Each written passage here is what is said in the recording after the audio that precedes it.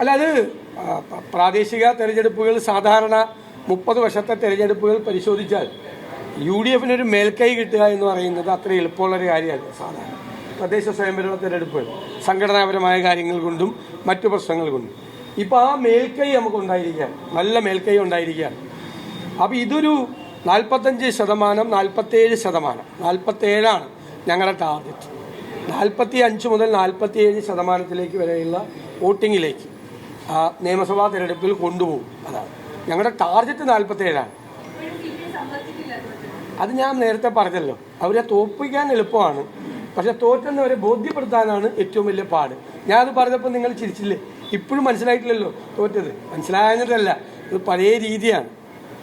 അത് ഈ താത്വികമായ വിശകലനം മറ്റേ എത്ര ഭംഗിയായിട്ടാണ് ശ്രീനിവാസൻ പണ്ട് ശങ്കരാചാര്യത്തിനുള്ള അത് അവതരിപ്പിച്ചത്. ആ താത്വികമായ വിശകലനം എത്ര ദീർഘവീക്ഷണത്തോടു കൂടിയാ.